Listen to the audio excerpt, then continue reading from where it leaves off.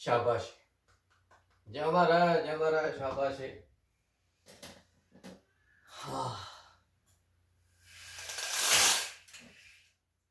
शाबाशी मैं खुद ਨੂੰ ਇਸ ਲਈ ਦਿੱਤੀ ਹੈ ਵੀ ਅਕਸਰ ਅਸੀਂ ਆਪਣੇ ਆਪ ਨੂੰ ਪਹਿਚਾਣ ਹੀ ਨਹੀਂ ਪਾਉਂਦੇ। ਮੈਂ ਜਿਹੜਾ ਤੁਹਾਡੇ ਸਾਹਮਣੇ ਬੈਠਾ ਜਿਹਨੇ ਖੁਦ ਨੂੰ ਸ਼ਾਬਾਸ਼ ਦਿੱਤੀ ਹੈ, ਹੱਸਦਾ ਆਇਆ, ਮੈਂ ਆਪਣੀਆਂ ਕੋਸ਼ਿਸ਼ਾਂ ਕਰਕੇ ਆਪ ਹੱਸ ਰਿਹਾ। ਕੋਈ ਕਰਾਮਾਤ ਨਹੀਂ ਹੋਈ, ਕਿਤੋਂ ਕੋਈ ਰਿੱਧੀਆਂ ਸਿੱਧੀਆਂ ਪ੍ਰਾਪਤ ਨਹੀਂ ਹੋਈਆਂ, ਕਿਸੇ ਨੇ ਮੈਨੂੰ ਕੋਈ ਧਾਗਾ ਤਵੀਤ ਕਢਾ ਕੇ ਨਹੀਂ ਦਿੱਤਾ। ਆਹੀ ਪਿਛਲੇ 2-3 ਮਹੀਨੇ ਜੋ ਪੂਰੀ ਦੁਨੀਆ ਦੇ ਉੱਤੇ 3 ਮਹੀਨਿਆਂ ਤੋਂ ਵਾਪਰਿਆ, ਮੇਰੇ ਨਾਲ ਵੀ ਵਾਪਰਿਆ। ਜਦੋਂ ਸ਼ੁਰੂ ਹੋਇਆ ਲਾਕਡਾਊਨ, ਜਦੋਂ ਕਰੋਨਾ ਦੀ ਬਿਮਾਰੀ ਨੇ ਘੇਰਿਆ, ਜਦੋਂ ਅਨਾਉਂਸਮੈਂਟ ਹੋਈਆਂ ਦੁਨੀਆ ਦੇ ਵਿੱਚ, ਤਾਂ ਇੱਕਦਮ ਹਨੇਰਾ ਹੋ ਗਿਆ। ਤੁਹਾਡੀ ਲਾਈਫ ਦੇ ਵਿੱਚ ਵੀ, ਮੇਰੀ ਲਾਈਫ ਦੇ ਵਿੱਚ ਵੀ ਦਿਨ ਦਾ ਚਾਨਣ ਏਦਾਂ ਸੀ, ਪੂਰਾ ਲਿਸ਼ਕਿਆ ਹੋਇਆ। ਅਚਾਨਕ ਪਤਾ ਲੱਗਿਆ ਕਿ ਲਾਕਡਾਊਨ ਹੋ ਗਿਆ, ਕਰਟਨ ਗਿਰ ਗਏ। ਪਹਿਲੇ ਦਿਨ ਕੁਝ ਹੋਰ, ਦੂਜੇ ਦਿਨ ਕੁਝ ਹੋਰ, ਤੀਜੇ ਦਿਨ ਕੁਝ ਹੋਰ, ਚੌਥੇ ਦਿਨ ਕੁਝ ਹੋਰ, ਪੰਜਵੇਂ ਦਿਨ ਕੁਝ ਹੋਰ, ਛੇਵੇਂ ਦਿਨ ਹੋਰ, ਸੱਤਵੇਂ ਦਿਨ ਹੋਰ। ਮੈਂ ਇੱਕ ਰੰਗ ਕਰਮੀ, ਇੱਕ ਨਾਟਕ ਵਾਲਾ, ਮੈਂ ਜੋ ਨਾਟਕਾਂ ਦੇ ਸਹਾਰੇ ਰੋਟੀ ਖਾਣਾ, ਜਿਸਨੇ ਰੰਗਮੰਚ ਕਰਕੇ ਆਪਣੀ ਰੋਟੀ ਖਾਣੀ, ਜਿਸਨੇ ਡੁਗਡੁਗੀ ਵਜਾਉਣੀ, ਨੁੱਕੜ ਨਾਟਕ ਕਰਨੇ, ਨਾਟਕ ਨਾਟਕ ਨਾਟਕ ਨਾਟਕ ਨਾਟਕ ਨਾਟਕ ਨਾਟਕ ਨਾਟਕ, ਆਡੀਅੰਸ ਇਕੱਠੀ, ਕੋਈ ਦਿੰਦਾ ਕੁਝ, ਕੋਈ ਨਾ, ਕੋਈ ਸਿਰਫ ਸ਼ਾਬਾਸ਼ੇ, ਕੋਈ ਸ਼ਾਬਾਸ਼ੇ ਵੀ ਨਾ ਦਿੰਦਾ, ਕੋਈ ਸਿਰਫ ਦੰਦਾਂ ਦੇ ਵਿੱਚ ਉਂਗਲ ਜੀ ਮਾਰ ਕੇ ਚਲਿਆ ਜਾਂਦਾ, ਕੋਈ ਖੜਾ ਕੇ ਮੈਨੂੰ ਸਮਝਾਉਂਦਾ, ਨਹੀਂ ਪੁੱਤਰ ਏਦਾਂ ਨਹੀਂ ਕਰੀਦਾ। ਤੁਸੀਂ ਨਾਟਕ ਵਾਲਿਓ, ਥੀਏਟਰ ਵਾਲਿਓ, ਥੋੜਾ ਸੋਚ ਸਮਝ ਕੇ ਸਬਜੈਕਟ ਦੀ ਚੋਣ ਕਰਿਆ ਕਰੋ। ਅੱਜ ਕੱਲ੍ਹ ਸੋਸਾਇਟੀ ਦੇ ਵਿੱਚ ਕੀ ਕੁਝ ਵਾਪਰ ਰਿਹਾ ਉਹਦੇ ਬਾਰੇ ਕੁਝ ਕਰੋ। ਤੇ ਦੰਦਾਂ ਵਿੱਚ ਉਂਗਲ ਚੱਲ ਰਹੀ ਹੁੰਦੀ, ਜੋ ਸਮਝਾ ਰਿਹਾ ਹੁੰਦਾ, ਜੋ ਮੈਨੂੰ ਕਹਿ ਰਿਹਾ ਹੁੰਦਾ, ਉਹਦੇ ਉੱਤੇ ਨਾ ਆਪ ਪੂਰਾ ਉਤਰਦਾ ਸੀ, ਨਾ ਉਹਦੀਆਂ ਗੱਲਾਂ। ਮੈਨੂੰ ਵੀ ਸੁਣਨ ਦੀ ਆਦਤ ਪੈ ਗਈ ਸੀ, ਮੇਰੇ ਨਾਲ ਦੇ ਨੂੰ ਵੀ ਸੁਣਨ ਦੀ ਆਦਤ ਪੈ ਗਈ ਸੀ, ਪਰ ਸਾਡਾ ਕੰਮ ਵਧੀਆ ਚੱਲ ਰਿਹਾ ਸੀ। ਅਸੀਂ ਕਿਸੇ ਮੇਰੇ ਹੱਥ ਨਹੀਂ ਫੈਲਾਉਂਦੇ ਸੀ। ਹੱਥ ਫੈਲਾਉਣ ਦਾ ਮਤਲਬ ਕਿਸੇ ਤੋਂ ਭੀਖ ਨਹੀਂ ਮੰਗਦੇ ਸੀ। ਹਾਂ, ਆਪਣਾ ਨਾਟਕ ਕਰਕੇ ਅਸੀਂ ਆਪਣੀ ਡਫਲੀ ਜ਼ਰੂਰ ਫੈਲਾਉਂਦੇ ਸੀ, ਜਿਹਨੇ ਵਿੱਚ ਪਾਉਣਾ ਹੁੰਦਾ ਪਾ ਦਿੰਦਾ। ਅਸੀਂ ਆਪਣੇ ਵਡੇਰਿਆਂ ਤੋਂ ਸਿੱਖਿਆ, ਸਾਨੂੰ ਕੋਈ ਕਹਿੰਦੇ ਮੰਗਣ ਲੱਗੇ ਸ਼ਰਮ ਨਹੀਂ ਹੁੰਦੀ, ਇਸੀ ਗੱਲ ਨਹੀਂ। ਅਸੀਂ ਆਪਣੀ ਮਿਹਨਤ ਦਾ, ਆਪਣੀ ਕਲਾ ਦਾ ਖਾਂਦੇ ਹਾਂ। ਜਿੱਦੇ ਸਾਨੂੰ ਕੋਈ ਫਿਲਮਾਂ ਨੇ ਲੈ ਲਿਆ, ਜਿੱਦੇ ਅਸੀਂ ਫਿਲਮਾਂ ਦੇ ਵਿੱਚ ਆਏ, ਉੱਦੇ ਅਸੀਂ ਡਫਲੀ ਵਜਾਉਣੀ ਛੱਡ ਕੇ ਮੰਗਣੋਂ ਹਟ ਜਾਂਗੇ। ਜਿਹਨੂੰ ਤੁਸੀਂ ਮੰਗਣਾ ਆਖਦੇ ਹੋ, ਉਹਦੇ ਅਸੀਂ ਨਾਟਕ ਕਰਾਂਗੇ, ਫਿਰ ਉਸ ਪ੍ਰੋਫੈਸ਼ਨਲ ਨਾਟਕ ਕਰਾਂਗੇ, ਫਿਰ ਅਸੀਂ ਆਪਣੀ ਮਰਜ਼ੀ ਨਾਲ ਕਰਾਂਗੇ। ਕਿੱਧਰ ਜਾਵਾਂਗੇ, ਜਿੱਧਰ ਜਾਵਾਂਗੇ, ਇੱਧਰੋਂ ਆਵਾਂਗੇ, ਉੱਧਰ ਜਾਵਾਂਗੇ। ਹਾਂ, ਗੱਲ ਚੱਲ ਰਹੀ ਸੀ ਹਨੇਰੇ ਤੋਂ ਸਵੇਰੇ ਦੀ। ਅਚਾਨਕ ਲਾਕਡਾਊਨ ਹੋਇਆ, ਸਥਿਤੀਆਂ ਚੇਂਜ ਹੋਣ ਲੱਗੀਆਂ, ਘਰਾਂ ਦੇ ਵਿੱਚ ਵੜ ਗਏ। ਮੇਰੇ ਕਰਕੇ ਘਰ ਦਾ ਰੋਜੀ ਰੋਟੀ, ਬਾਪੂ ਦੀ ਦਵਾਈ, ਮਾਂ ਦੀ ਵੀ ਕੁਝ ਮਦਦ ਕਰਦਾ ਸੀ, ਭਾਵੇਂ ਕਿ ਮਾਂ ਕੱਪੜੇ ਸਿਉਂ ਕੇ ਜਾਂ ਆਸੇ ਪਾਸੇ ਕੰਮ ਕਰਕੇ। ਪਰ ਛੋਟੀ ਭੈਣ ਦੀ ਤੇ ਛੋਟੇ ਭਾਈ ਦੀ ਜ਼ਿੰਮੇਵਾਰੀ ਮੇਰੇ ਤੇ, ਉਹ ਵੀ ਘਰਾਂ ਦੇ ਵਿੱਚ ਵੜ ਗਏ। ਪਰ ਰਾਸ਼ਨ ਪਾਣੀ ਤਾਂ ਖਾਣ ਨੂੰ ਚਾਹੀਦਾ ਹੀ ਹੁੰਦਾ ਨਾ। ਤੰਗੀ ਆਉਣ ਲੱਗੀ ਘਰ ਦੇ ਵਿੱਚ। ਜਿਹੜੀ ਮਾਂ ਮੈਨੂੰ ਨਾਟਕ ਕਰਨ ਤੋਂ ਰੋਕਦੀ ਹੁੰਦੀ, ਪਿਓ ਨਾਟਕ ਕਰਨ ਤੋਂ ਰੋਕਦਾ ਹੁੰਦਾ, ਉਹਨਾਂ ਨੇ ਕਹਿਣਾ ਕਿ ਹੁਣ ਨਾਟਕ ਵੀ ਨਹੀਂ ਹੋ ਸਕਦਾ, ਇਹ ਨਾਟਕ ਨਹੀਂ ਹੋ ਸਕਦਾ। ਮੈਂ ਜੋ ਬਾਹਰ ਨਾਟਕਾਂ ਰਾਹੀਂ ਇਨਕਲਾਬ ਦੇ, ਚੜ੍ਹਦੀ ਕਲਾ ਦੇ ਸੁਨੇਹੇ ਦਿੰਦਾ ਸੀ, ਮੈਂ ਆਪਣੇ ਆਪ ਦੇ ਵਿੱਚ ਸੁੰਗੜ ਗਿਆ। ਮੈਨੂੰ ਸਮਝ ਨਹੀਂ ਆ ਰਹੀ ਸੀ ਮੈਂ ਕਰਾਂ ਕੀ। ਮੈਂ ਇੱਕ ਐਸਾ ਕਲਾਕਾਰ ਜਿਹੜਾ ਸਟੇਜ ਦੇ ਉੱਤੇ ਬਾਹਾਂ ਫੈਲਾ ਕੇ ਬਾਦਸ਼ਾਹ ਬਣਦਾ, ਕਦੇ ਬਣਦਾ ਫਕੀਰ, ਕਦੇ ਮੈਂ ਅਧਿਆਪਕ ਬਣ ਕੇ ਕਦੇ ਕੁਝ ਸਮਝਾਉਣ ਲੱਗਦਾ ਆਪਣੇ ਸਾਰੇ ਵਿਦਿਆਰਥੀਆਂ ਨੂੰ ਕਿ ਜ਼ਿੰਦਗੀ ਕਿਵੇਂ ਹੰਢਾਈ ਦੀ ਹੈ। ਅਲੱਗ-ਅਲੱਗ ਕਿਰਦਾਰ ਕਰਦਾ ਮੈਂ, ਕਦੇ ਕਮੀਨੇਪਣ ਵਾਲਾ ਕਿਰਦਾਰ ਕਰਕੇ ਇਹ ਸੋਚਦਾ ਕਿ ਮੈਂ ਜ਼ਿੰਦਗੀ ਦੇ ਵਿੱਚ ਕਦੇ ਪਿੱਛੇ ਨਹੀਂ ਰਹਿ ਸਕਦਾ, ਮੈਂ ਹੇਰਾ ਫੇਰੀਆਂ ਕਰਕੇ ਅੱਗੇ ਵਧਾ ਸਕਦਾ। ਬੜੇ ਕਿਰਦਾਰ ਨਿਭਾਏ, ਪਰ ਇਸ ਤਰ੍ਹਾਂ ਦੀ ਸਥਿਤੀ ਦੇ ਨਾਲ, ਇਸ ਤਰ੍ਹਾਂ ਦੇ ਮਾਹੌਲ ਦੇ ਨਾਲ ਮੇਰਾ ਕਦੇ ਕਲਾਕਾਰ ਦੇ ਤੌਰ ਤੇ, ਕਦੇ ਲੇਖਕ ਦੇ ਤੌਰ ਤੇ ਵੀ ਵਾਸਤਾ ਨਹੀਂ ਪਿਆ ਸੀ। ਐਡੀ ਵੱਡੀ ਸਥਿਤੀ, ਗੰਭੀਰ। ਪਹਿਲਾਂ ਤਾਂ ਮੈਂ ਘਰਦਿਆਂ ਨੂੰ ਵੀ ਹੌਸਲਾ ਦਿੰਦਾ ਰਿਹਾ, ਚੜ੍ਹਦੀ ਕਲਾ ਦੀਆਂ ਗੱਲਾਂ ਕਰਦਾ ਰਿਹਾ, ਪਰ ਫਿਰ ਮੇਰਾ ਅੰਦਰੋਂ ਕਲਾਕਾਰ ਵੀ ਹੁੱਜਾ ਮਾਰਨ ਲੱਗਿਆ। ਮੈਂ ਵੀ ਘਰ ਦੇ ਵਿੱਚ ਘਬਰਾਉਣ ਲੱਗਿਆ। ਮੈਨੂੰ ਘਰ ਦਾ ਹਨੇਰਾ, ਘਰ ਦੀ ਜਕੜਨ, ਬਾਹਰ ਕਿਤੇ ਜਾ ਨਹੀਂ ਸਕਦੇ, ਬਿਮਾਰੀ ਦਾ ਡਰ, ਇਹ ਸਾਰਾ ਕੁਝ ਮੈਨੂੰ ਵੀ ਉਵੇਂ ਹੀ ਖਾਣ ਲੱਗਾ ਜਿਵੇਂ ਆਸੇ ਪਾਸੇ ਲੋਕਾਂ ਨੂੰ ਖਾਂਦਾ ਸੀ। ਮੈਂ ਆਪਣੇ ਆਪ ਤੋਂ ਡਰਨ ਲੱਗਿਆ, ਆਪਣੇ ਆਪ ਤੋਂ ਘਬਰਾਉਣ ਲੱਗਿਆ। ਮੈਨੂੰ ਲੱਗਿਆ ਮੇਰਾ ਕਲਾਕਾਰ ਤਾਂ ਮਰ ਹੀ ਰਿਹਾ, ਪਰ ਮੈਂ ਇੱਕ ਬੰਦੇ ਦੇ ਤੌਰ ਤੇ ਵੀ ਮਰ ਜਾਣਾ। ਭੁੱਖ ਬਰਦਾਸ਼ਤ ਨਹੀਂ ਹੋ ਰਹੀ ਸੀ। ਫਿਰ ਸੋਚਿਆ, ਮਨਾ ਇਹ ਸਾਰੀ ਦੁਨੀਆ ਉੱਤੇ ਹੀ ਹੈ, ਮੇਰੇ ਉੱਤੇ ਹੋਇਆ ਤਾਂ ਕੀ, ਪਰ ਘਰਦਿਆਂ ਵੱਲ ਦੇਖ ਕੇ, ਛੋਟੇ ਵੱਲ ਦੇਖ ਕੇ ਇੱਕ ਦਿਨ ਜਦੋਂ ਜਦੋਂ ਮੇਰੇ ਪਾਪਾ ਜੀ ਦਵਾਈ ਦਾ ਔਖਾ ਹੋ ਗਿਆ, ਨਾ ਬਾਹਰ ਜਾਂਦੇ ਤਾਂ ਪੁਲਿਸ ਵਾਲੇ ਡੰਡੇ ਮਾਰਦੇ ਸੀ। ਪੁਲਿਸ ਵਾਲੇ ਬਾਹਰ ਜਾਣ ਦੀ ਕੋਸ਼ਿਸ਼ ਕੀਤੀ, ਮੈਂ ਬਥੇਰਾ ਕਿਹਾ ਸਾਹਿਬ ਅਦਰ ਮੈਂ ਆਪਣੇ ਪਾਪਾ ਜੀ ਦੀ ਦਵਾਈ ਲੈਣ ਚੱਲਿਆ ਜੀ, ਮੇਰੇ ਪਾਪਾ ਜੀ ਬਿਮਾਰ ਨੇ, ਮੈਂ ਪੜ੍ਹਿਆ ਲਿਖਿਆ, ਮੈਂ ਸਰ ਕੋਈ ਇਸ ਤਰ੍ਹਾਂ ਦੀ ਗੱਲ ਨਹੀਂ ਕਰਨ ਲੱਗਿਆ।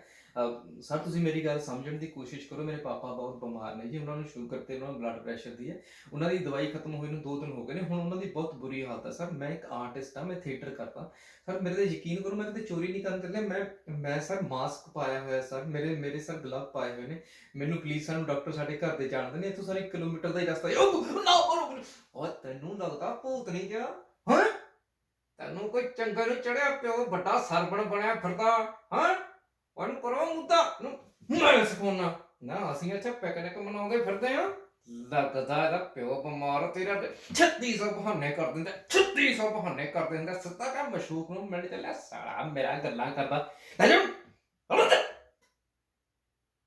ਉਹ ਬੇਇੱਜ਼ਤੀ।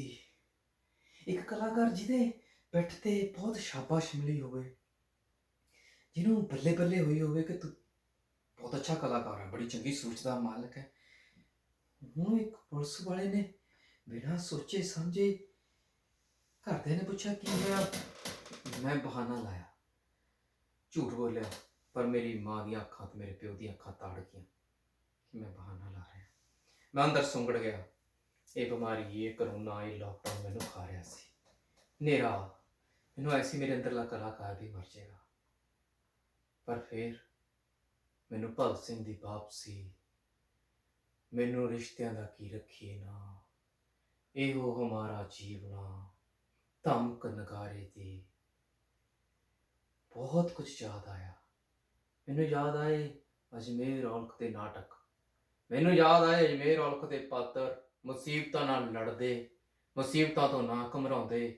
ਮੈਨੂੰ ਯਾਦ ਆਈਆਂ ਭਗਤ ਸਿੰਘ ਦੀਆਂ ਲਿਖਤਾਂ, ਮੈਨੂੰ ਯਾਦ ਆਈਆਂ ਪਾਸ਼ ਦੀਆਂ ਕਵਿਤਾਵਾਂ, ਮੈਨੂੰ ਪਾਸ਼ ਦੀਆਂ ਕਵਿਤਾਵਾਂ ਆ ਕੇ ਹਲੂਲਣ ਲੱਗੀਆਂ, ਮੈਨੂੰ ਬਰਿਆਮ ਸੰਧੂ ਦੀਆਂ ਕਹਾਣੀਆਂ ਆ ਕੇ ਸਮਝਾਉਣ ਲੱਗੀਆਂ। ਮੇਰੇ ਦੁਆਰਾ ਨਿਭਾਏ ਗਏ ਪਾਤਰ ਮੇਰੇ ਅੰਦਰ ਖੜੇ ਹੋ ਗਏ ਮੁੱਠੀਆਂ ਮੀਚ ਕੇ। ਹਨੇਰੇ ਦੇ ਵਿੱਚ ਮੈਨੂੰ ਕਿਤੇ ਰੌਸ਼ਨੀ ਦਿਖਣ ਲੱਗੀ, ਉਹ ਰੌਸ਼ਨੀ ਨੇ ਅਚਾਨਕ ਹਨੇਰੇ ਦਾ ਪਰਦਾ ਚੱਕਿਆ, ਮੇਰੇ ਚਿਹਰੇ ਤੇ ਮੁਸਕਰਾਹਟ ਆਈ। ਮੈਂ ਕਿਹਾ ਸਟੇਜ ਜ਼ਰੂਰੀ ਨਹੀਂ ਕਿ ਸਟੇਜ ਬਹੁਤ ਵੱਡੀ ਹੋਵੇ, ਮੂਹਰੇ ਆਡੀਅנס ਹੋਵੇ, ਮੂਹਰੇ ਦਰਸ਼ਕ ਹੋਣ, ਜਾਂ ਜ਼ਰੂਰੀ ਨਹੀਂ ਕਿ ਮੈਂ ਲੋਕਾਂ ਦੇ ਵਿੱਚ ਜਾ ਕੇ ਨੁੱਕੜ ਨਾਟਕ ਕਰਾਂ, ਡਫਲੀ ਪਜਾਮਾ, 400-500 ਦਾ, 100-150 ਦਾ, 250 ਬੰਦੇ ਦਾ ਇਕੱਠ ਹੋਵੇ। ਨਹੀਂ, ਮੈਂ ਰੰਗ ਕਰਮੀ ਹਾਂ, ਮੈਂ ਕੁਝ ਵੀ ਕਰ ਸਕਦਾ। ਰੰਗ ਕਰਮੀ, ਮੈਂ ਆਪਣੇ ਘਰ ਦੇ ਵਿੱਚ ਰੰਗ ਲਿਆ ਸਕਦਾ। ਮੈਂ ਇਸ 4 ਬਾਏ 2 ਫੁੱਟ 3 ਇੰਚ ਦੀ ਜਗ੍ਹਾ ਦੇ ਵਿੱਚ, ਮੈਂ ਇਸ ਕਮਰੇ ਦੇ ਵਿੱਚ ਬਿਨਾਂ ਸਕ੍ਰਿਪਟ ਤੋਂ, ਬਿਨਾਂ ਸ਼ਬਦਾਂ ਤੋਂ ਰੰਗਮੰਚ ਖੜਾ ਕਰ ਸਕਦਾ। ਮੈਂ ਫੇਸਬੁੱਕ, ਇੰਸਟਾਗ੍ਰਾਮ, ਯੂਟਿਊਬ ਰਾਹੀਂ ਮੋਬਾਈਲ ਸਾਹਮਣੇ ਰੱਖ ਕੇ ਇਹਨੂੰ ਆਪਣੀ ਪਲੇਟਫਾਰਮ ਬਣਾ ਕੇ, ਇਹਨੂੰ ਸਟੇਜ ਬਣਾ ਕੇ, ਇਹਨੂੰ ਰੰਗਮੰਚ ਬਣਾ ਕੇ ਲੋਕਾਂ ਤੱਕ ਜਾ ਸਕਦਾ। ਮੈਂ ਲੋਕਾਂ ਤੱਕ ਰੰਗਮੰਚ ਦਾ ਦੀਵਾ ਜਗਾ ਸਕਦਾ। ਮੈਂ ਆਪਣੇ ਅੰਦਰਲੇ ਕਲਾਕਾਰ ਨੂੰ ਸੌਣ ਨਹੀਂ ਦੇਣਾ, ਮੈਂ ਆਪਣੇ ਅੰਦਰਲੇ ਕਲਾਕਾਰ ਨੂੰ ਮਰਨ ਨਹੀਂ ਦੇਣਾ। ਬੰਦਾ ਭੁੱਖ ਕੱਟ ਸਕਦਾ ਹੈ, ਬੰਦੇ ਦੀ ਮਜਬੂਰੀ ਹੋ ਸਕਦੀ ਹੈ, ਮੇਰੀ ਕੋਈ ਮਜਬੂਰੀ ਨਹੀਂ। ਮੈਂ ਅੰਦਰ ਇਸ ਤੜੀ ਹੋਈ ਥਾਂ ਦੇ ਵਿੱਚ, ਇਸ ਲੋਕਡਾਊਨ ਦੇ ਵਿੱਚ ਆਪਣੇ ਦਿਮਾਗ ਦੇ ਜਿੰਦੇ ਖੋਲ ਸਕਦਾ। ਇਹ ਜਿੰਦੇ ਖੋਲ੍ਹਣ ਲਈ ਮੈਂ ਮੋਬਾਈਲ ਚੱਕਿਆ, ਮੈਂ ਫੇਸਬੁੱਕ ਫਰੋਲੀ, ਮੈਂ ਇੱਧਰ ਉੱਧਰ ਦੇਖਣ ਲੱਗਿਆ। ਮੈਂ ਸੋਚਿਆ ਮੈਂ ਆਪਣੇ ਦੋਸਤਾਂ ਨੂੰ ਪੋਸਟ ਪਾ ਕੇ ਦੱਸਾਂ ਕਿ ਮੈਂ ਮੋਬਾਈਲ ਦੇ ਉੱਤੇ, ਫੇਸਬੁੱਕ ਦੇ ਉੱਤੇ ਲਾਈਵ ਹੋ ਕੇ ਨਾਟਕ ਕਰਨ ਜਾ ਰਿਹਾ, ਪਲੀਜ਼ ਮੇਰਾ ਨਾਟਕ ਦੇਖਣਾ। ਇੱਕ ਨਵੀਂ ਤਰ੍ਹਾਂ ਦੀ ਤਰੰਗ ਹੋਏਗੀ, ਇੱਕ ਨਵੀਂ ਤਰ੍ਹਾਂ ਦੀ ਖੁਸ਼ੀ, ਇੱਕ ਨਵੀਂ ਤਰ੍ਹਾਂ ਦਾ ਚਾਅ ਮੇਰੇ ਅੰਦਰ ਉੱਠਿਆ ਕਿ ਮੈਂ ਨਾਟਕ ਕਰਾਂਗਾ, ਬਿਨਾਂ ਸਕ੍ਰਿਪਟ ਤੋਂ ਨਾਟਕ ਕਰਾਂਗਾ। ਮੈਂ ਉਹ ਕਰਦਾ ਰਿਹਾ, ਅਚਾਨਕ ਦੋਸਤਾਂ ਨੇ ਹੱਲਾਸ਼ੇਰੀ ਦਿੱਤੀ ਕਿ ਬੇਟਾ ਸ਼ੁਭ ਸ਼ਾਮਾ, ਬਹੁਤ ਵਧੀਆ, ਲਾਕਡਾਊਨ ਦੇ ਵਿੱਚ ਸਾਡਾ ਜੀ ਲਵਾਏਗਾ, ਇਸ ਨਾਟਕ ਨੂੰ YouTube ਉੱਤੇ ਪਾ ਦੀ। ਮੈਨੂੰ ਰੰਗ ਕਰਮੀਆਂ ਦੇ, ਕਈ ਰੰਗ ਕਰਮੀਆਂ ਨੇ ਪਿੱਠ ਵੀ ਖਿੱਚਣੀ ਸ਼ੁਰੂ ਕੀਤੀ, ਜਿਵੇਂ ਸਾਡੀ ਲੱਤਾਂ ਖਿੱਚਣ ਦੀ ਆਦਤ ਹੈ। ਉਹ ਐਂ ਕਿਤੇ ਨਾਟਕ ਹੁੰਦੇ ਨੇ, ਆਏ ਨਾਟਕ ਨਹੀਂ ਹੋ ਸਕਦੇ, ਇੱਦਾਂ ਨਹੀਂ ਨਾਟਕ ਹੋਣੇ। ਮੈਂ ਫਿਰ ਸੌਂ ਗਿਆ, ਮੈਨੂੰ ਫਿਰ ਵੇਲਾ ਯਾਦ ਆਇਆ, ਉਹ 2 ਦਿਨ ਪਹਿਲਾਂ ਦਾ, ਜਦੋਂ ਮੈਂ ਸੁੰਗੜਿਆ ਹੋਇਆ ਸੀ। ਇਹ ਖਿਆਲ ਨਹੀਂ ਮੇਰੇ ਅੰਦਰ ਇੰਨੀ ਖੁਸ਼ੀ, ਇੰਨੀ ਉਮੰਗ, ਇੰਨੀ ਤਰੰਗ ਭਰਤੀ ਸੀ। ਹਲੇ ਤਾਂ ਮੈਂ ਨਾਟਕ ਕੀਤਾ ਵੀ ਨਹੀਂ ਸੀ, ਪਰ ਮੇਰੇ ਕੁਝ ਨਾਟਕ ਕਰਮੀਆਂ ਨੇ, ਕੁਝ ਰੰਗ ਕਰਮੀਆਂ ਨੇ, ਕੁਝ ਸਹਿ ਕਰਮੀਆਂ ਨੇ, ਮੇਰੀ ਜਾਤ ਵਾਲਿਆਂ ਨੇ, ਮੇਰੀ ਜਾਤ ਮਤਲਬ ਮੇਰੇ ਐਕਟਰ ਭਰਾਵਾਂ, ਮੇਰੇ ਨਿਰਦੇਸ਼ਕ ਭਰਾਵਾਂ, ਮੇਰੇ ਲੇਖਕ ਭਰਾਵਾਂ ਨੇ ਹੀ ਮੇਰੀਆਂ ਲੱਤਾਂ ਖਿੱਚਣੀਆਂ ਸ਼ੁਰੂ ਕਰ ਦਿੱਤੀਆਂ। ਮੈਂ ਫਿਰ ਉਦਾਸ ਹੋਇਆ। ਮੈਨੂੰ ਯਾਦ ਆਇਆ, ਮੈਂ 2 ਦਿਨ ਪਹਿਲਾਂ ਇਕੱਲਾ ਬੈਠਾ ਰੋ ਰਿਹਾ ਸੀ। ਮੈਨੂੰ ਕੁਝ ਸਮਝ ਨਹੀਂ ਆ ਰਿਹਾ ਸੀ ਮੈਂ ਕੀ ਕਰਾਂ ਕੀ ਨਾ ਕਰਾਂ। ਮੇਰੇ ਇਕੱਲੇ ਦੇ ਅੰਦਰ ਅਥਰੂ ਵਗ ਰਹੇ ਸੀ ਕਮਰੇ ਦੇ ਵਿੱਚ ਬੈਠੇ ਦੇ। ਮੈਂ ਆਪਣੇ ਆਪ ਦੇ ਥੱਪੜ ਮਾਰ ਰਿਹਾ ਸੀ। ਮੈਂ ਕੋਸ ਰਿਹਾ ਸੀ ਆਪਣੇ ਆਪ ਨੂੰ, ਮੈਂ ਨਿਕੰਮਾ ਹੋ ਗਿਆ। ਉਦੋਂ ਤਾਂ ਇਹ ਲੋਕਾਂ ਨੇ ਕਿਸੇ ਨੇ ਮੇਰਾ ਹਾਲ ਨਹੀਂ ਪੁੱਛਿਆ, ਉਦੋਂ ਕਿਸੇ ਦਾ ਫੋਨ ਨਹੀਂ ਆਇਆ, ਉਦੋਂ ਕਿਸੇ ਨੇ ਕਿਹਾ ਕਲਾਕਾਰਾ ਕੀ ਹਾਲ ਹੈ, ਕਿਵੇਂ ਖਾ ਰਿਹਾ ਹੈ, ਕਿਵੇਂ ਗੁਜ਼ਰ ਰਹੀ ਹੈ, ਕੀ ਰੁਝੇਵੇਂ ਨੇ, ਕਿਵੇਂ ਨਿਕਲਦਾ ਦਿਨ ਲਾਕਡਾਊਨ ਦੇ ਵਿੱਚ ਤੇਰੇ ਦਿਮਾਗ ਨੂੰ ਲੌਕ ਤਾਂ ਨਹੀਂ ਲੱਗ ਗਿਆ। ਮੈਂ ਸਮਝਾਇਆ ਕਿ ਜਦੋਂ ਉਹਨਾਂ ਨੇ ਤੇਰਾ ਉਦੋਂ ਹਾਲ ਨਹੀਂ ਪੁੱਛਿਆ, ਰੋਂਦੇ ਨੂੰ ਚੁੱਪ ਨਹੀਂ ਕਰਾਇਆ, ਤੂੰ ਇਹਨਾਂ ਕਰਕੇ ਆਪਣੇ ਇਸ ਫੈਸਲੇ ਨੂੰ, ਜਿਹਨੇ ਤੈਨੂੰ ਨਵੀਂ ਰੰਗ ਦਿੱਤਾ ਹੈ, ਨਵਾਂ ਤਰੰਗ ਦਿੱਤੀ ਹੈ, ਉਹਦੇ ਪਿੱਛੇ ਤੂੰ ਕਿਉਂ ਹਟਦਾ ਪਿੱਛੇ। ਮੈਂ ਫਿਰ ਹੌਸਲਾ ਪੜਿਆ। ਮੈਂ ਇਸ ਦੇ ਦਰਮਿਆਨ ਇੱਕ ਪੋਸਟ ਪਾ ਦਿੱਤੀ ਸੀ ਕਿ ਮੈਂ ਨਹੀਂ ਨਾਟਕ ਕਰਾਂਗਾ। ਸਹੀ ਕਹਿੰਦੇ ਨੇ ਮੇਰੇ ਨਾਲ ਦੇ, ਪਰ ਜਦੋਂ ਮੈਂ ਇਹ ਪੋਸਟ ਪੜ੍ਹੀ, ਮੈਂ ਨਹੀਂ ਨਾਟਕ ਕਰਾਂਗਾ, ਮੈਂ ਤਿਆਗ ਦਿੱਤਾ ਫੈਸਲਾ, ਤਾਂ ਮੇਰੇ ਕਮੈਂਟਸ ਦੇ ਵਿੱਚ ਇੱਕ ਪੋਸਟ ਦੇ ਵਿੱਚ ਮੇਰੀ ਪੋਸਟ ਵਿੱਚ ਪੋਸਟ ਆਈ, ਕਮੈਂਟਸ ਵਿੱਚ ਕਮੈਂਟਸ ਆਇਆ ਨੀਤੂ ਅਰੋੜਾ ਦਾ। ਨੀਤੂ ਅਰੋੜਾ ਨੇ ਲਿਖਿਆ 5 ਰੁਪਏ 75 ਪੈਸੇ ਦਾ ਕਰਜ਼। ਮੈਂ ਪੜ੍ਹਿਆ, ਮੈਨੂੰ ਬਾਰ-ਬਾਰ ਪੜ੍ਹਿਆ ਪੋਸਟ ਨੂੰ। ਨੀਤੂ ਅਰੋੜਾ ਨੇ ਲਿਖਿਆ 5 ਰੁਪਏ 75 ਪੈਸੇ ਦਾ ਕਰਜ਼। ਮੇਰੀ ਮਾਂ ਪੜ੍ਹਾਈ ਵਿੱਚ ਬਹੁਤ ਹੁਸ਼ਿਆਰ ਸੀ।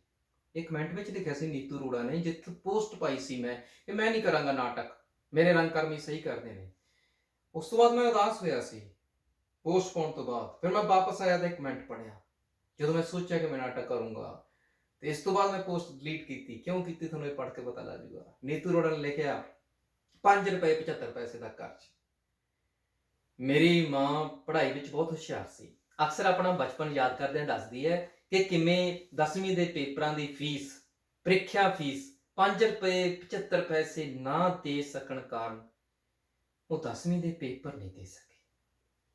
ਬਸ ਦੱਸਦੀ ਹੈ ਕਿ ਕਈ ਸਾਲਾਂ ਬਾਅਦ ਉਸਦੀ ਜਮਾਤ ਦਾ ਇੱਕ ਮੁੰਡਾ ਉਸਨੂੰ ਪੇਕੇ ਆਉਂਦੀ ਬੱਸ ਉੱਤੇ ਅੱਡੇ ਤੇ ਮਿਲ ਗਿਆ। ਉਸਨੇ ਦੱਸਿਆ ਕਿ ਅੱਜ ਕੱਲ੍ਹ ਉਹ ਕਿਸੇ ਸਕੂਲ ਦਾ ਹੈਡਮਾਸਟਰ ਲੱਗਿਆ ਹੋਇਆ ਹੈ। ਮਾਂ ਜਦੋਂ ਹੀ ਇਹ ਗੱਲ ਸੁਣਾਉਂਦੀ ਹੈ ਤਾਂ ਡੂੰਘੇ ਦੁੱਖ ਨਾਲ ਦੱਸਦੀ ਹੈ ਕਿ ਉਹ ਕਿਸੇ ਚੰਗੇ ਘਰ ਦਾ ਮੁੰਡਾ ਸੀ ਪੁੱਤ, ਪੈਸੇ ਵਾਲੇ। ਮੇਰੀ ਮਾਂ ਦਾ ਉਹਦੇ ਨਾਲ ਪੜ੍ਹਨ ਦੇ ਵਿੱਚ ਮੁਕਾਬਲਾ ਰਹਿੰਦਾ ਸੀ ਹਮੇਸ਼ਾ, ਪਰ 10ਵੀਂ ਦੀ ਪ੍ਰੀਖਿਆ ਦੀ ਫੀਸ ਉਹਦੀ ਮੰਗ ਕੀਤੀ। ਘਰ ਆ ਕੇ ਮੇਰੀ ਮਾਂ ਨੇ ਫੀਸ ਮੰਗੀ ਤਾਂ ਪੈਸੇ ਨਾ ਹੋਣ ਕਰਕੇ ਉਹਨੂੰ ਨਾਨੀ ਨੇ ਘਰ ਬੈਠਣ ਦਾ ਹੁਕਮ ਦਿੱਤਾ ਤੇ ਮੇਰੀ ਮਾਂ ਕਦੇ ਮੁੜ ਕੇ ਸਕੂਲ ਨਹੀਂ ਗਈ। ਮਾਂ ਅੱਜ ਵੀ ਪੂਰਾ ਅਖਬਾਰ ਪੜ੍ਹਦੀ ਹੈ। ਹੁਣੇ ਜੇ ਉਸਨੇ ਰੌਲਾ ਪਾ ਕੇ ਸਮਾਰਟਫੋਨ ਲੈ ਲਿਆ, ਅੱਜ ਕੱਲ੍ਹ WhatsApp ਰਾਹੀਂ ਮੈਸੇਜ ਕਰਨੇ ਸਿੱਖ ਰਹੀ ਹੈ, ਪਰ 10ਵੀਂ ਪੂਰੀ ਨਾ ਕਰ ਸਕਣ ਦਾ ਦਰਦ ਮੇਰੀ ਮਾਂ ਦੇ ਸੀਨੇ ਵਿੱਚ ਅੱਜ ਵੀ ਹੈ। ਅੱਜ ਵੀ ਉਹਦੇ ਮਨ ਵਿੱਚ ਉਹ ਦਰਦ ਹੈ। ਮੈਂ ਅਕਸਰ ਸੋਚਦੀ ਹਾਂ ਵੀ ਜਦੋਂ ਉਹ ਸਕੂਲ ਨਹੀਂ ਗਈ ਸੀ ਤਾਂ ਕਿਸੇ ਅਧਿਆਪਕ ਨੇ ਪਤਾ ਨਹੀਂ ਕੀਤਾ ਹੋਣਾ ਵੀ ਕਿਉਂ ਨਹੀਂ ਗਈ, ਕੋਈ ਘਰ ਉਸਨੂੰ ਲੈਣ ਕਿਉਂ ਨਾ ਆਇਆ, ਕਿਸੇ ਨੇ ਮੇਰੇ ਨਾਨੇ ਨੂੰ ਸਮਝਾਇਆ ਕਿਉਂ ਨਹੀਂ, ਕਿਸੇ ਨੇ ਉਸਦੀ ਪ੍ਰੀਖਿਆ ਫੀਸ ਕਿਉਂ ਨਹੀਂ ਭਰੀ। ਇਹ ਸਾਰੇ ਸਵਾਲ ਯਾਦ ਆਉਂਦੇ ਹੀ ਮੈਨੂੰ ਆਪਣੇ ਕਿੰਨੇ ਵਿਦਿਆਰਥਣਾਂ ਯਾਦ ਆਉਣ ਲੱਗਦੇ ਨੇ। ਕਈਆਂ ਕੋਲ ਫੋਨ ਨਹੀਂ, ਇੱਕ ਆਖਦੀ ਹੈ ਉਸਦੇ ਘਰ ਵਿੱਚ ਆਨਲਾਈਨ ਕਲਾਸ ਲਈ ਕੋਈ ਥਾਂ ਨਹੀਂ, ਲੈਪਟਾਪ ਨਹੀਂ। ਕਈ ਵਾਰ ਉਹ ਗੱਡੇ ਉੱਤੇ ਚੜ੍ਹ ਕੇ ਬੈਠਦੀ ਹੈ, ਉੱਥੇ ਕਲਾਸ ਲਾਉਂਦੀ ਹੈ। ਮੈਂ ਸੋਚਦੀ ਹਾਂ ਜੇ ਗੱਡਾ ਵੀ ਘਰੇ ਨਾ ਹੋਵੇ ਤਾਂ ਕਿੱਥੇ ਕਲਾਸ ਲਾਵੇ। ਮੈਨੂੰ ਆਪਣੇ ਕਿੰਨੇ ਵਿਦਿਆਰਥੀਆਂ ਵਿੱਚੋਂ ਮਾਂ ਦਾ ਦੁੱਖ ਝਾਕਦਾ ਹੈ। ਹੁਣੇ ਦਿਲ ਕੀਤਾ ਕਿ ਕੱਲ ਕੁਝ ਦੇ ਪਿੰਡ ਜਾਵਾਂ, ਕੁਝ ਆਪਣੇ ਵਿਦਿਆਰਥੀਆਂ ਦੇ ਪਿੰਡਾਂ ਵਿੱਚ ਜਾਵਾਂ, ਕੁਝ ਦੇ ਘਰਾਂ ਵਿੱਚ ਜਾਵਾਂ, ਉਹਨਾਂ ਦੇ ਘਰ ਜਾ ਕੇ ਵੇਖਾਂ। ਮੈਨੂੰ ਲੱਗਦਾ ਕਿ ਸਾਰੀ ਮਾਨਵਤਾ ਦੇ ਸਿਰ 5 ਰੁਪਏ 75 ਪੈਸੇ ਦਾ ਕਰਜ਼ਾ ਹੈ। ਮੈਂ ਕਾਫੀ ਕੋਸ਼ਿਸ਼ ਕਰਦੀ ਹਾਂ ਪਰ ਮੈਥੋਂ ਇਕੱਲੀ ਤੋਂ ਇਹ ਕਰਜ਼ਾ ਲੱਥਦਾ ਨਹੀਂ। 5 ਰੁਪਏ 75 ਪੈਸੇ ਦਾ।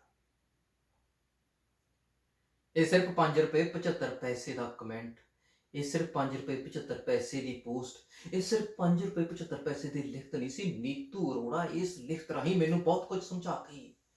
ਮੈਂ ਕਿਹਾ ਕਿਸੇ ਮਾਸਟਰ ਨੇ ਉਸਦੀ ਫੀਸ ਨਹੀਂ ਭਰੀ, ਉਸਦੀ ਮਾਂ ਦੀ, ਜਿਹੜੀ ਕਿ ਹੁਸ਼ਿਆਰ ਸੀ, ਉਹ ਪੜ੍ਹ ਸਕਦੀ ਸੀ। ਇੱਥੇ ਮੇਰੇ ਸਹਿਕਰਮੀਆਂ ਨੇ ਕਿਸੇ ਨੇ ਪਿਛਲੇ 2 ਮਹੀਨੇ ਤੋਂ 2.5 ਮਹੀਨੇ ਤੋਂ ਮੇਰਾ ਹਾਲ ਨਹੀਂ ਪੁੱਛਿਆ, ਤੇ ਜਦੋਂ ਮੈਂ ਹੁਣ ਕੁਝ ਕਰਨ ਦੀ ਸੋਚੀ ਤਾਂ ਮੇਰੇ ਲੱਤਾਂ ਖਿੱਚ ਰਹੇ ਨੇ। ਨਹੀਂ, ਮੈਂ ਨਹੀਂ ਰੁਕਾਂਗਾ, ਮੈਂ ਨਹੀਂ ਰੁਕਾਂਗਾ, ਮੈਂ ਜ਼ਿੰਦਾਬਾਦ, ਮੈਂ ਕਰਾਂਗਾ ਨਾਟਕ, ਮੈਂ ਕਰਾਂਗਾ ਜ਼ਿੰਦਾਬਾਦ, ਮੈਂ ਖੋਲਾਂਗਾ ਪਰਦੇ, ਮੈਂ ਹੋਵਾਂਗਾ ਹਾਜ਼ਰ, ਮੈਂ ਖੜਾਂਗਾ ਸਟੇਜ ਤੇ ਮੈਂ ਲੋਕਾਂ ਨੂੰ ਕਹਾਂਗਾ,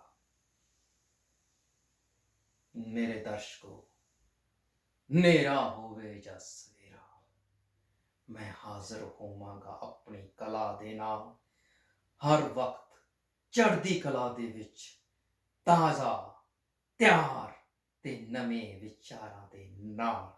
ਮੈਂ ਜ਼ਿੰਦਾਬਾਦ। ਉਡੀਕ ਕਰੋ, ਪੇਸ਼ਕਾਰੀ ਤੁਹਾਡੇ ਸਾਹਮਣੇ ਆਉਣ ਲੱਗੀ ਹੈ। ਤਾੜੀਆਂ ਮਾਰ ਦਿਓ। ਮੈਂ ਜ਼ਿੰਦਾਬਾਦ, ਮੈਂ ਜ਼ਿੰਦਾਬਾਦ। ਦਰਸ਼ਕੋ, ਤੁਹਾਡੀ ਨਜ਼ਰ ਨਾਟਕ ਕਰਨ ਲੱਗਿਆਂ ਮੈਂ ਜ਼ਿੰਦਾਬਾਦ।